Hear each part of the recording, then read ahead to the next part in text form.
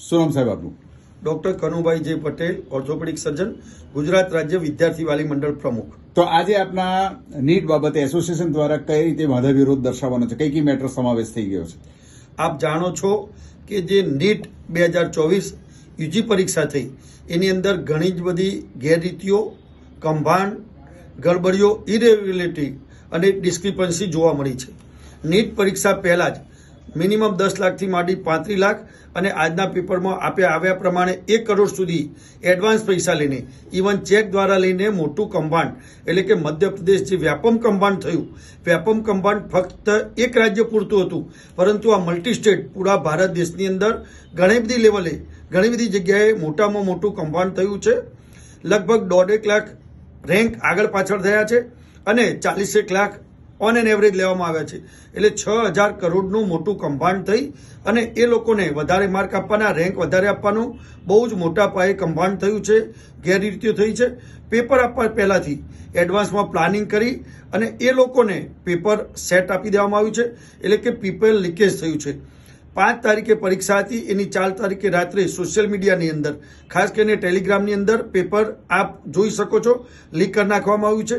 ગોધરા જગ્યાએ એક સેન્ટરની અંદર પોલીસ કેસ પણ થયા છે, એફઆઈઆર પણ નોંધાઈ છે અને જે પરશુરામ નામનો વ્યક્તિને અન્ય બીજા 3 જણ આરીફ વોરાથી માંડી 3 વ્યક્તિઓ સ્વીકાર્યું પણ છે અને વિદ્યાર્થી વાલીઓએ પણ સ્વીકાર્યું છે કે 10 લાખથી માંડી 35 લાખ આપી અને પેપર લીક થયું છે. એટલે પરીક્ષા પહેલા કૌભાંડ થયું છે. પરીક્ષા દરમિયાન આન્સર કીટ, સીટ ખુલ્લી રાખવાની, યાની કે એની અંદર કંઈ બી માર્કિંગ નહીં કરવાનું અને બ્લેન્ક રાખવાની અને પાછળથી યાદ કરવાની. એટલે પેપર દરમિયાન પણ રાઈટ આન્સરો આપી દેવા એવું થયું છે અને પેપર પછી પણ એ લોકોને 720 માર્ક એ શક્ય જ નથી. આટલા લોકોને એક સાથે 67થી વધુ લોકોને 720 માર્ક આવ્યા છે. એમાં પણ હરિયાણાના એક જ સેન્ટરની અંદર 9 વિદ્યાર્થીઓને 720 આવ્યા છે. બીજું, ટેકનિકલી 718 ને 19 પોસિબલ નથી, ગણિતિક રીતે, મેથેમેટિકલી એવા પણ માર્ક આવ્યા છે અને લગભગ 1.5 લાખ રેન્ક ઉપર નીચે થયું છે. એટલે પરીક્ષા પહેલાં, પરીક્ષા દરમિયાન કે પરીક્ષા પછી કોઈ પણ કારણસર સરકાર પોતાની ચૂંટણીની અંદર પડેલી હતી અને અધિકારીઓએ કૌભાંડ કર્યું છે, અથવા પછી આટલા બધા મોટા કૌભાંડની અંદર નક્કી મોટા રાજકારણી સંડોવાયેલા હોય, નહીં તો આ શક્ય જ નથી. એક રાજ્ય પૂરતું મર્યાદિત નથી, ઘણા બધા રાજ્યોની અંદર ઘણા બધા વિદ્યાર્થીઓને ઘણો બધો અન્યાય થયો છે. નીટમાં 720 લાવવાવાળાને પણ એમ્સમાં મળી રહ્યું નથી અને 718-19 વાળું તો શક્ય જ નથી, પરંતુ એ સિવાય 650 જે ગઈ વખતે ઓલ ઇન્ડિયા રેન્ક 45,000ની આજુબાજુ આવતો, એ અત્યારે 1,85,000 જેટલો રેન્ક આવે છે.